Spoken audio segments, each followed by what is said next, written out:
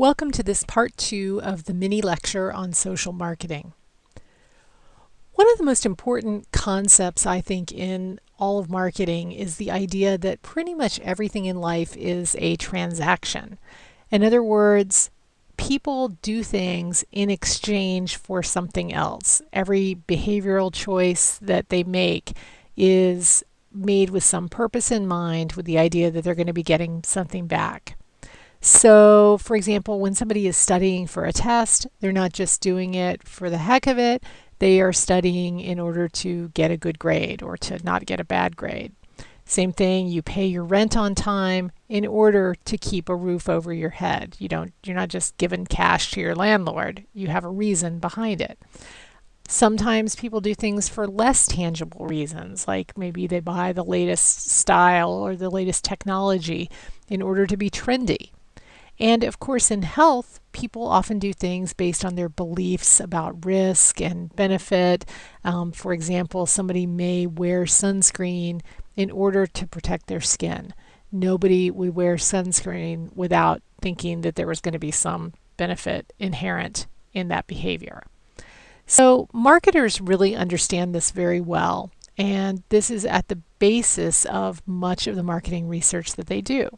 They understand that people buy products to meet their needs or to provide some kind of perceived benefit. And they spend a lot of money to understand exactly what those needs are so that whatever product they're selling, they can show people that that product is trying to meet their needs. So, for example, if you want somebody to spend a lot of cash on something like designer jeans, you are going to have to show them that these designer jeans are going to meet their needs better than a pair of jeans that they could buy at Walmart or JCPenney or even LL Bean. So what's going to get somebody to cough up a lot of money for designer jeans? Well, not just the fact that it's a denim pair of pants, because you can get that somewhere else. So what do marketers portray? Well, they are going to show people that what they're really buying, what the core product, when we're talking about social marketing, is something like status or fashion or sex appeal or coolness. Special fit, maybe a perceived higher quality of materials or workmanship. So the ads are not going to just show a pair of jeans. They're going to portray these ideas.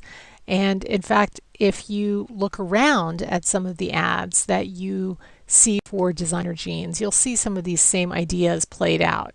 Here's one that's clearly sex appeal. Here's one that, okay, I'm not exactly sure what that is, but maybe trendiness or whatever. These people look kind of like, hip and cool. Here's some people that look definitely hip and cool. So we got the cool factor going on. Status, having that designer label on your pair of jeans. Again, coolness, sex appeal perhaps with these people, trendiness.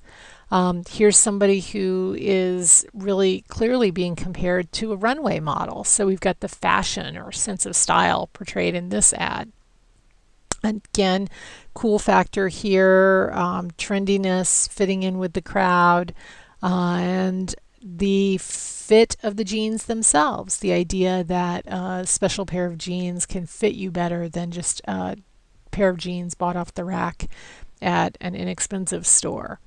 And here, I'm not quite really sure what this is. These people are clearly in Venice and they're supposed to look cool, and maybe this is status or snob appeal or something else. And then there's some really weird jeans ads, and I'm not quite sure what it is that they're portraying here, but maybe just, funkiness and setting yourself apart and being so out there with the label that you're wearing. So you see that these ads are all subtly different from one another, and they're all designed to meet the needs of different subgroups or segments of the audience.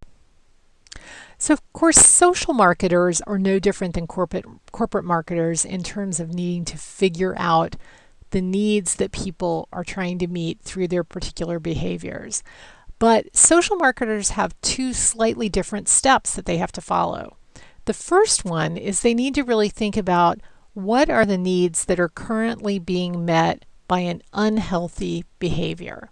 So maybe that unhealthy behavior is a sedentary lifestyle, and somebody is meeting the need to relieve their fatigue by spending most of their evenings on the couch in front of the TV.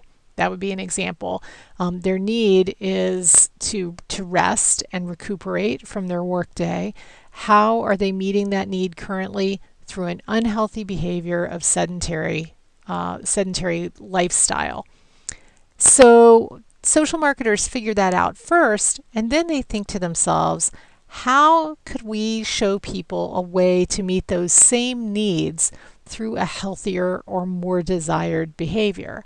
And so a really obvious idea in this case is if you want somebody to rest and recuperate in a healthier way than sitting on the couch in front of the TV, you could show them that they can achieve that same feeling with exercise or meditation or something that would be a positive behavior that would actually be good for their health.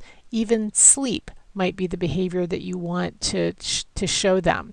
And of course, that would depend really on what your objective is. But another way of looking at it is if you want to, if your issue or group that you're advocating for promotes something like exercise, then you need to think, okay, for the people who aren't exercising, what are they doing instead? And what need is that behavior meeting for them? And then you kind of turn it on its head and show them how they can do it in a healthier way. So a really good example of this in social marketing is the Truth campaign. A lot of you may be familiar with that. It was an anti-tobacco campaign, one of the first really successful anti-tobacco campaigns at getting kids to not initiate smoking. So it was directed at teenagers who did not smoke, and it was designed to prevent them from trying cigarettes or taking up smoking. And the Truth campaign asked a question that had never really been asked before by anti-tobacco communicators, which is, why is it that kids smoke? What needs does smoking meet for most teenagers? And there were two big answers there. The first one was that teenagers smoke in order to rebel from authority. And secondly, teenagers smoke in order to fit in with their peers or because of peer pressure. And so the Truth campaign said, how can we meet those same needs, the need to rebel, the need to fit in with peers, in a healthy way that will give people an alternative to smoking?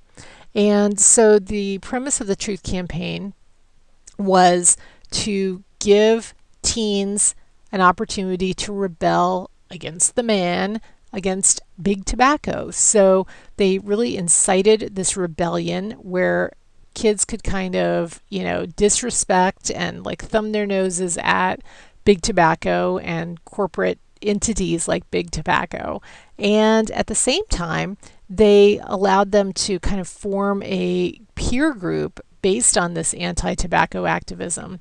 And that was a second way that they met needs that had traditionally been met through smoking. And the Truth campaign, unlike campaigns that had gone before that had focused mostly on showing teenagers diseased lungs or like really disgusting pictures of people with tracheotomies after they had had some kind of throat cancer, they had never been very successful with those campaigns, but the Truth campaign really achieved some very dramatic success. So a second example would be with skin cancer and tanning bed use. Let's say that your target audience is college women, so young women 18 to 22 years old who are using tanning beds on a regular basis. And why is it that they're using tanning beds? What need does a tanning bed meet for this demographic group? Well, it's pretty obvious that a young woman in college is choosing to use a tanning bed in order to look good, because of vanity, really. So how can you appeal to vanity? How can you show them how they can achieve that looking good through some healthier behavior? Well, One idea might be to demonstrate that protecting your skin can help keep you looking good 10, 20, 30 years from now.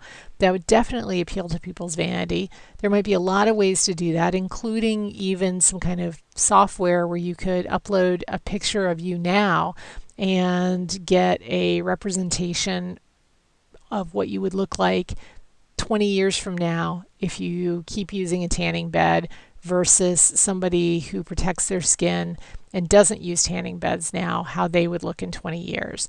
That would be a perfect intervention for this group. And that's an example of thinking about the exchange and how to substitute the positive, healthy behavior for the negative, unhealthy behavior. And that's what we do as social marketers. So after you come up with your 4Ps, after you have an idea of what your core product is and your actual product, then you can begin to think, how can I help people meet that need, help them get that core product that they were going after the whole time through a better kind of behavior.